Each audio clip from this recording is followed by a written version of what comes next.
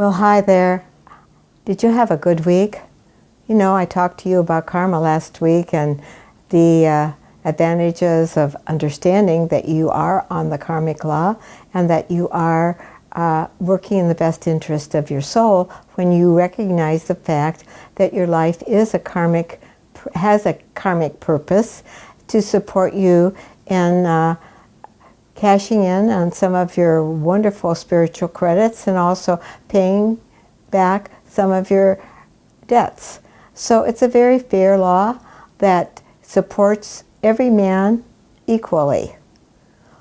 And that is why it has survived all these centuries and centuries and centuries and eons of time, because it is very fair.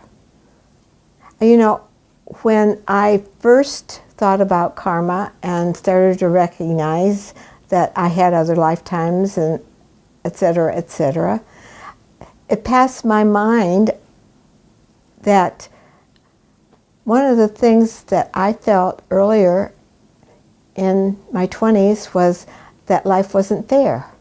How's come some of my friends had better husbands or better children or made more money or had nicer houses? After all, I was a really nice person and I did good things, and I tried to be kind to my family, and I tried to be kind to my mother and father-in-law and of course my mother and dad, and I appreciated all the things that they did for me. Now, why on earth did I have a daughter that was retarded? Now, how on earth did that happen to me? Is it a curse? Was it something terrible that I did, that I needed to pay off some sort of sin, which at that time of my understanding on the Methodist Church was that sins are sins that need to be paid back, or that God looks at our sins and makes us pay back our bad stuff. Well, I had to start to think about my life a different way when I started to realize that I was on the karmic law, and some of those rules and regulations that I got as a child about what God was like and what religion was like, and that in order to be saved I had to believe in Jesus Christ and I had to believe in God, and all those things had their purpose, but they didn't fulfill any answers that I had. I was asking more questions, and every question created another question, and nobody was able to answer those questions. But when I learned about karma, and I learned that I had a retarded child that had a learning disable. She would never be, well, let me think, she's educatable to a certain extent. She'd be only a 12-year-old, which is not too bad, but still a very limited 12-year-old, even when she was 15, 18, 25. So I had to deal with all that. And I wondered at that time, of course, why did this happen to me? And I remember thinking and praying about this. Now, when I was asking this particular question, I want you to know that I'd already seen some of my past lives. I already knew the law. So my question was, why was this child, this soul given to me? What was the purpose of this child? And I began to really ask for some divine guidance and some understanding of this particular child in my life and what I needed to do for that child. Well, first of all, it came to me, this child is going to teach you more about love and forgiveness than you can possibly imagine. And I pondered on that. Love and forgiveness. How is that going to produce itself? Now, when I was asking this question, my daughter was only like 9 years old. So I had a lot of time to learn what this meant, love and forgiveness. This was the purpose of her being in my life. So I knew that I was going to learn that. So with those glasses on, and I mean glasses on, I started to look at her differently, not as a retarded child, but a child that was there to teach me about love and forgiveness. It was a totally different spin. I no longer looked at her frailties. I looked at her wonderful spirit. She just loved everyone. She didn't know a stranger. She cared and talked to everyone, which could be a problem, of course, for a child to be very precocious. But she just loved everyone. She just cared. And she didn't look at anybody in any way but love. And people loved her. The neighbors loved her. And they all took care of her in different ways and just loved her back. And as she grew up, she was teaching me a lot about love and the ability to love unconditionally and do unconditional love things for her. And then, of course, when she had that horrific death that most of you know about, because I've talked about it before, when she had that horrific death, I learned forgiveness. I learned to forgive the person that murdered her. How wonderful opportunity to forgive. So that whole child had a purpose in my life to teach me so much. And she taught her sisters too, and her father, and all the neighbors. So there's a lot of things that go on when you have a particular situation in your life that really takes a lot of your time, your energy. But ask, what is this boss in my life for? What is this wife or husband in my life? What am I supposed to learn here? When I got married, I was all excited about it and thought it was so wonderful. And by God, we got married, and about 2 years later, we started drifting apart, or we started to have fights. We changed what we liked about each other. What's all that about? And what do I need to learn from that? Or it just grew and grew and grew into a more of a love affair and a more of a time to share with each other. And it was absolutely wonderful, and it was the delight of your life. You know, it plays all different parts with you. Everything in your life has its good and its not so good. And when we realize that we do live in the third dimensional world, which is very much dominated by the opposites, very much, I'm sorry, it is definitely dominated by the opposites. No wiggle room here, no wiggle room at all. You're either in one opposite or the other. And if you don't believe me, just watch yourself tomorrow. Just watch yourself, observe yourself in the opposites.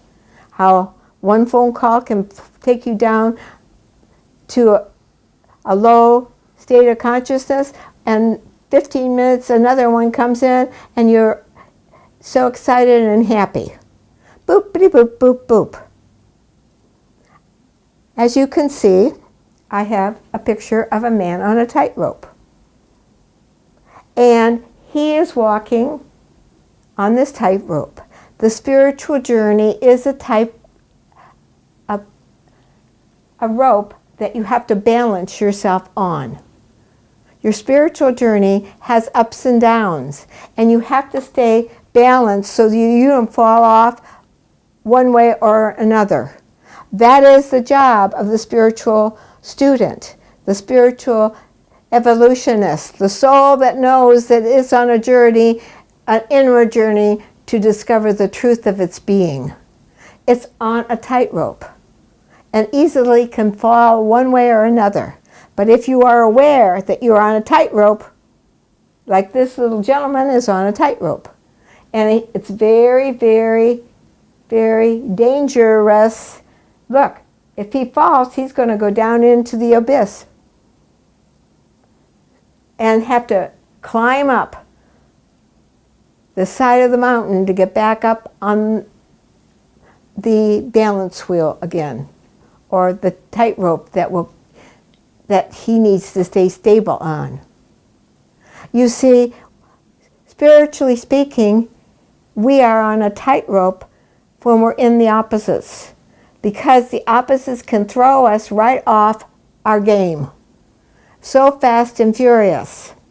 And we can be attached to the good over the bad, or just think the bad is never going to stop, and then we never are going to move into the good. Both things are wrong. Both things are wrong.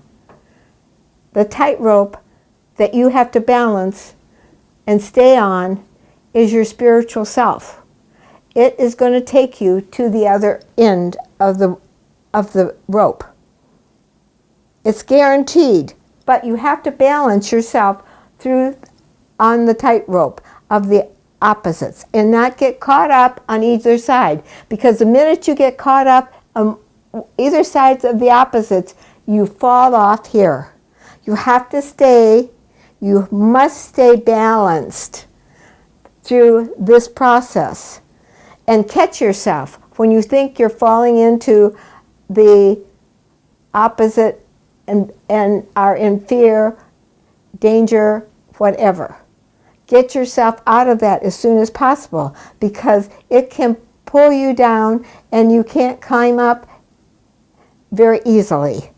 You do climb up eventually, but sometimes it takes a lot of energy to climb back up on the rope, the tightrope. I love this picture because it speaks so much to me about our spiritual journey and how difficult it truly is. But if you have somebody over here saying, it's okay, steady as you go, come on, steady as you go, you can make it. I'm standing there over here saying, steady as you go, come on, I'm here.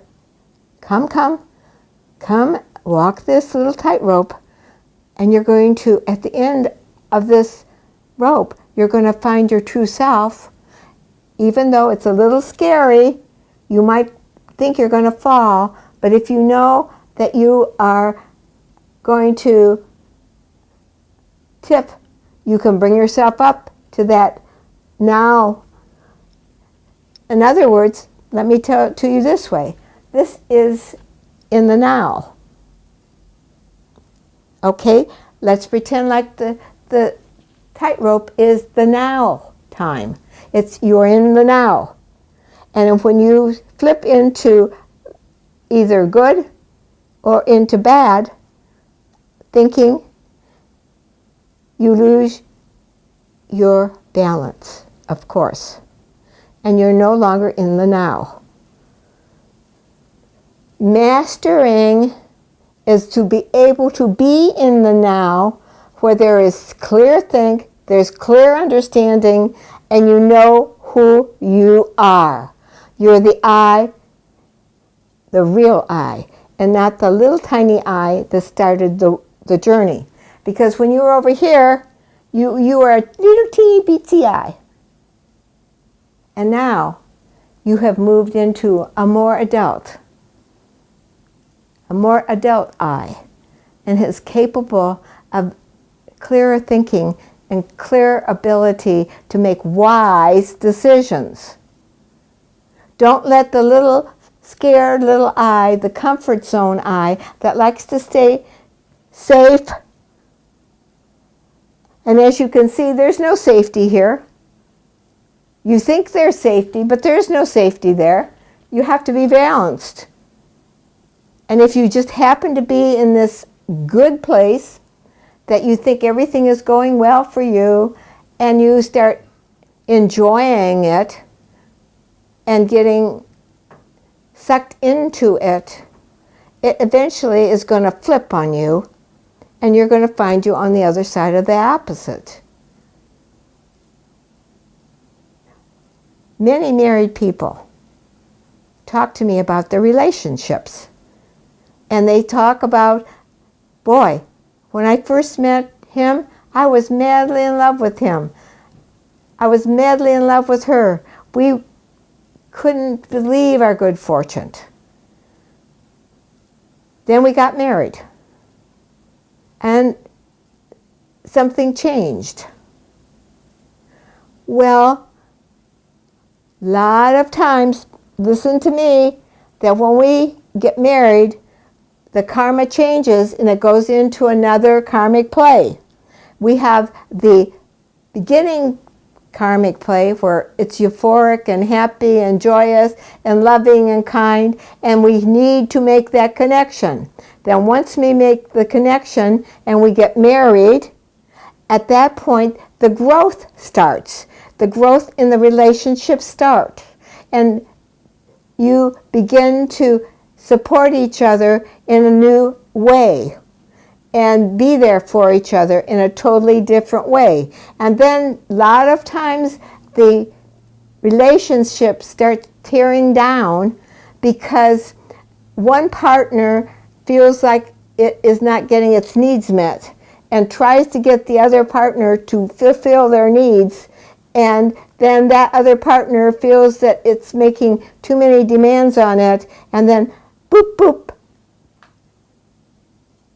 Resentment, resistance, and revenge become the motto of the marriage. Don't want you married ones to go there.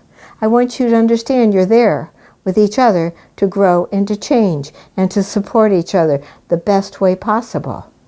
And if you decide to change your marriage and do something different, you decide it together for reasons that you both discuss, and you know that neither one is to blame, that both are looking for different possible changes so that they can grow spiritually. That's a sticky wicket, guys. It's sticky, sticky, sticky. And you have to be very careful, because as soon as you get married, you're on the tightrope. You are on a tightrope, and you can go either way, and to stay centered on the tightrope in your marriage, in your relationship, even with your children, you have to stay centered and understand that there's needs that are being asked of you that your children need, or your spouse needs, or your husband needs, or your boss needs. Doesn't matter. There's needs, and you're here to fulfill those needs to the best of your ability. So it is a tightrope that we walk on. And we have to be very careful that we don't fall on one way or the other, because it'll gobble us up. We'll fall into the abyss, and then we're going to have to climb out of the abyss. And man, it's a lot of work to climb out of it. A lot harder work to climb out of it than stay centered on the tightrope. You know that. Look at some of your relationships that did not work out. Look at your life, and look at those moments in your time when you had bad karma with the other person. It was there to help you grow and change, but you ended up maybe forgiving, releasing, letting go, and walking on. Or you ended up into resentment, resistance, revenge, and creating your next lifetime with that person to become resolved. So when we're on this tightrope, our karmic tightrope, and it's called a tightrope, our karma is a tightrope that we have to be very, very careful on. We have to walk very carefully on that karmic tightrope. And I support you in looking at your life and finding out how you can stay balanced on your karmic tightrope. It is a karmic tightrope if you really look at it wisely. And I do mean wisely. If you look at it and say, this is my tightrope, and this is my karma, and every step I take, I need to be clear about where I am coming from. I can't fool myself or let my little ego get bruised. The minute your ego gets bruised, you land down in the gutter and you have to climb up. And it takes a while because our egos are so bruisable. Oh, they're so whiny and they need so much attention. And if they don't get it, they fall off the tightrope and they want somebody to help them back up again. Each one of us, and listen to me on this one, has our own tightrope to walk. We have our own karmic tightrope to walk, but be aware of that tightrope and be aware of that karmic that's tangled in the rope. And take each step wisely. And you are going to end up off the karmic law, which we talked about last week. The karmic law, which is here whether you like it or not, whether you believe it or not. Doesn't matter. It's here. It's like gravity. It's here. You can pretend like gravity doesn't exist, but just tried to jump out of that window. And guess what happens to you? So, be aware. You are in karma. You are doing karma every moment of the day. And you are paying back debts. And you are doing good things to clear the karmic debts that you have owed. It's a very, very fair law. It's very fair. There is nobody that gets away with anything. Even though you may think they do not. Nobody gets away with anything. They have to pay the piper. If they're unkind and they hurt somebody, they are going to end up being hurt themselves in one way or another. So, and you say, oh, gee, what crappy karma I got. Well, you may have what you think is crappy karma. Do your forgiveness work. Ask for what you need to do to get off the karmic law. Ask what you need to resolve the situation you're in that you are so upset over. What is it that you can do to support yourself moving in consciousness? That's all that it is. Moving in consciousness. Moving in consciousness. And if you don't move in consciousness, you are going to stay in a very limited viewpoint, a very limited way of looking at your life. You cannot see outside of this little circle you're in. Take off the glasses and look at the bigger picture. You are doing karma. You are working with everybody else that's doing karma. And you can evaluate yourself according to the highest standard you put out for yourself. You're going to put the standard out for yourself. And I tell you how easy it is to fall off the karmic tightrope. It's so easy. The ego doesn't like to be curtailed at all. And it feels like things are so unfair. Oh my, it's so unfair. Well, get over it. Get over it, please. Because there's so much more to you. So much more. So much beauty within you that's dying to resurrect itself and become all that it's meant to be.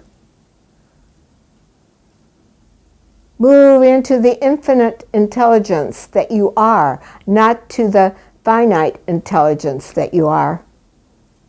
It's never going to get you anywhere. Meditate,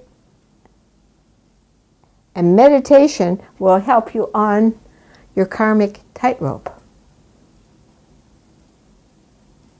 It will help you to move more clearly, more effortlessly through the maze to get you over on the other side, where there's peace, there's calm, there's understanding, there's infinite intelligence, there is unconditional love, and all the wonderful things that exist on another plane of existence that you are headed into tapping.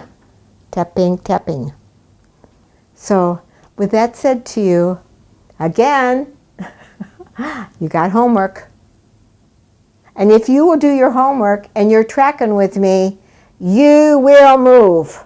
I promise you that. You will move. Your consciousness will move. I know that for a fact. It's just becoming aware of the things that are going on in your life and taking charge of your karma and looking at it wisely, not childlike, but wisely. Accept the unacceptable if it's a crappy karmic piece and say, okay, I accept it and I'm going to do the best job I can in it till it's time to move out of it. And see how fast you can move out of the limitations that your karma is giving you. You're infinite. You have all kinds of possibilities.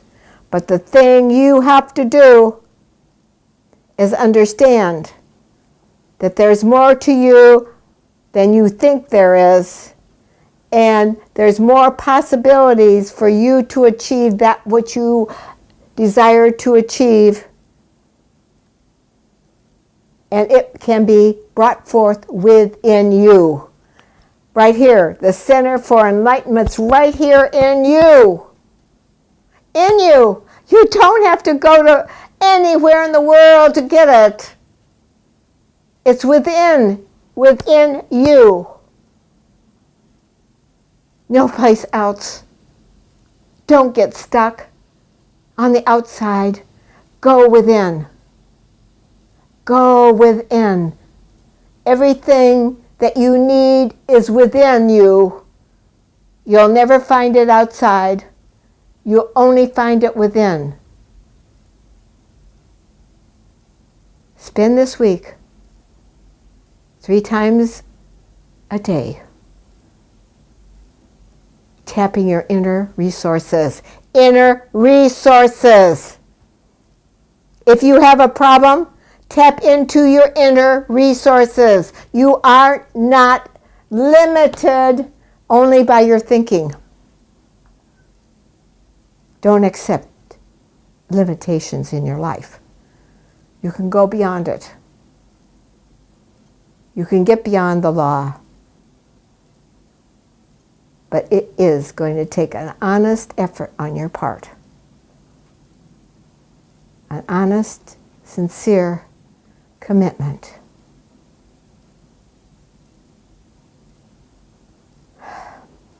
Well, I've said a lot today. I am your spiritual teacher. And I know the law that you are under. But I also know how to get you off of it, which is far more important than anything else I could do, say, or be.